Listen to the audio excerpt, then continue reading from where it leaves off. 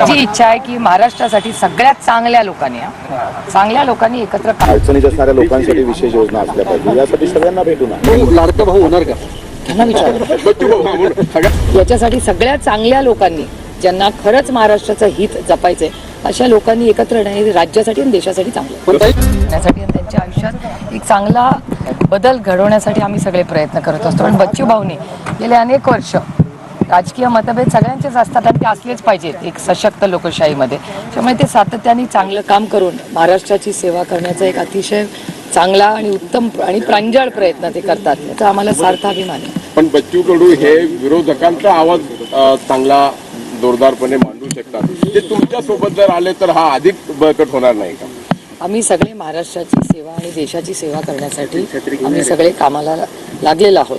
आणि बच्चू भाऊ हे महाराष्ट्रामध्ये एक असे एक महत्त्वाचे नेते, ज्यांनी अपंग असतील, दिव्यांग असतील, यांच्यासाठी खूप मोठं आणि चांगलं काम अशा समाजासाठी केलं, जेव्हा त्या समाजाकडे फारसं कुणाचं लक्ष नव्हतं. म्हणजे या सगळ्यांना मेनस्ट्रीममध्ये आणण्याचं काम जर कोणी केलं असेल तर ते बच्चू भाऊंनी केलेलं आहे, आणि हे जनरेशन विसरणार नाही. तुम्हाला वाटतंय ते तुमच्याबरोबर यावेत किंवा तुम्ही तशी ऑफर? माझी इच्छा आहे की महाराष्ट्रासाठी सगळ्यात चांगल्या लोकांनी एकत्र काम येऊन, कारण महाराष्ट्रामध्ये आत्ताच मी 3 आठवडे दिल्लीला पार्लमेंटमध्ये आम्ही सगळे पार्लमेंटचे 3 आठवड्याचं कामकाज करून आलोय.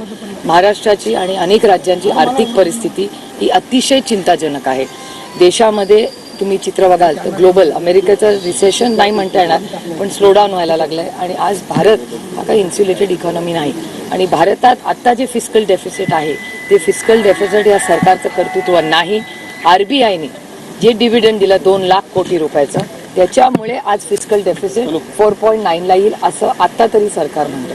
त्यामुळे पुढच्या सोशल सेक्टरच्या स्कीम्स असतील, त्या सगळ्या स्कीम्स जर असंच फिस्कल डेफिसिट वाढत राहिलं तर या प्रेशर खाली येऊ शकतात. आणि तीच परिस्थिती अनेक राज्यांमध्ये, आंध्र प्रदेशचे सगळे खासदार एका आवाजात म्हणत होते की इतक्या गोष्टी आंध्राच्या आधीच्या सरकारने केलेल्या आहेत की त्याचा व्हाईट पेपर आम्ही काढणार आहोत. तशीच परिस्थिती अनेक बाकीच्याही राज्यांमध्ये असं दिसतंय साधारणपणे त्या बजेट सेशनमध्ये. त्यामुळे महाराष्ट्राचेही असे हाल होऊ नये, महाराष्ट्रामध्ये जे काही प्रशासन व्हावं ते उत्तमच असावं, याच्यासाठी सगळ्या चांगल्या लोकांनी, ज्यांना खरंच महाराष्ट्राचं हित जपायचंय अशा लोकांनी एकत्र येणे राज्यासाठी आणि देशासाठी चांगलं. बच्चू भाऊ लाडका भाऊ होणार का? त्यांना विचार बच्चू भाऊ सगळ्या चांगल्या लोकांनी एकत्र येण्याचं आवाहन ताईंनी केलेलं आहे. मी जसं आता म्हटलं की सकाळी तुम्ही एका छत्राखाली जर आलात, एका छत्राखाली येणार का पक्षाच्या? तुम्हाला पहिलेच सांगितलं का ही लढाई मुद्द्याची आहे, ही राजकीय लढाई नाही आहे. मुद्दे महत्त्वाचे आहे, राज्यातले काही महत्त्वाचे मुद्दे आहेत, त्या मुद्द्यावर चर्चा होणं फार गरजेचं आहे. आणि मग ती चर्चा या राजकीय वर्तुळात झाली पाहिजे. जशी जाती धर्माची चर्चा होते तशी शेतकरी असेल, मजूर असेल, दिव्यांग असेल, कामगार असेल, याची चर्चा झाली पाहिजे. तो एक प्रामाणिक प्रयत्न मी करतो.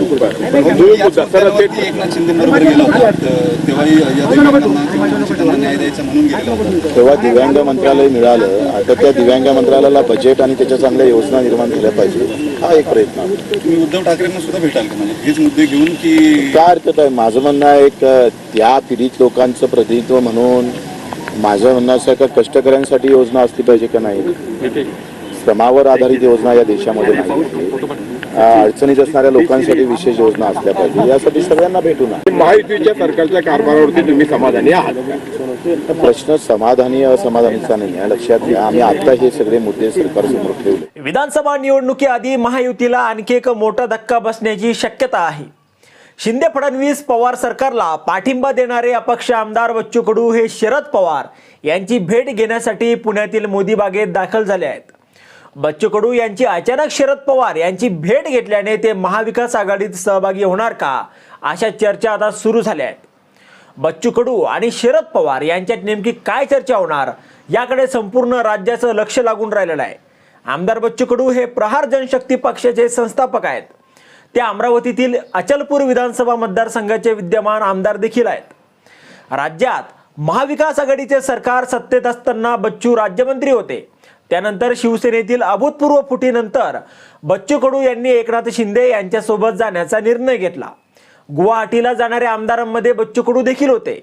दरम्यान राज्यात महायुतीचं सरकार स्थापन झाल्यानंतर बच्चू कडू यांना मंत्रिपदाची आशा होती, मात्र त्यांची ही मंत्रिपद वर्णी लागली नाही. त्यामुळे बच्चू कडू हे नाराज असल्याच्या चर्चा रंगल्या होत्या. दरम्यान मुख्यमंत्री एकनाथ शिंदे यांनी दिव्यांग मंत्रालय देऊन बच्चू कडू यांची मनधरणी करण्याचा प्रयत्न केला. तरी देखील बच्चू कडू यांनी लोकसभा निवडणुकीत महायुतीच्या उमेदवाराविरोधात अमरावतीतील आपला उमेदवार उभा केला. नवनीत राणा यांच्या विरोधात बच्चू कडू यांनी दिनेश बुब यांना उमेदवारी दिली होती. शरद पवार यांची मोदी बागेत भेट घेण्यापूर्वी आमदार बच्चू कडू यांनी माध्यमांसोबत संवाद साधला. यावेळी बोलताना कडू म्हणाले की शरद पवार यांच्यासोबत माझी भेट आधीच ठरलेली होती. काही मुद्द्यांवर चर्चा करायची आहे. शेतकरी मजुरांचे प्रश्न महत्त्वाचे आहेत, अपंगाचे प्रश्न आहेत. हे प्रश्न सोडवण्यासाठी सरकारला 1 सप्टेंबरपर्यंत वेळ दिली आहे. त्यानंतर मी माझा पुढचा निर्णय घेईल. पुढे बोलताना आमदार बच्चू कडू असेही म्हणाले की याच मुद्द्यावरून मी आज शरद पवार यांची भेट घेत आहे. मला अपंग, शेतकरी, मजूर यांचे प्रश्न खूप महत्त्वाचे आहेत. हे प्रश्न सोडवणं खूप महत्त्वाचं आहे. त्यासाठी मी काहीही निर्णय घेऊ शकतो. या मुद्द्यावरच कोणाबरोबर जायचं याचा निर्णय होईल. मी कोणावरही नाराज नाहीये, असं बच्चू कडू यांनी स्पष्ट केलंय. आता यावर तुम्हाला काय वाटतं? तुमचं मत कमेंट बॉक्समध्ये लिहायला विसरू नका. व्हिडिओ आवडला असेल तर जास्तीत जास्त शेअर करा. आणि आतापर्यंत मराठी जनता, आपण आपल्या या चॅनलला सबस्क्राईब जर केलेलं नसेल तर चॅनलला सबस्क्राईब करा.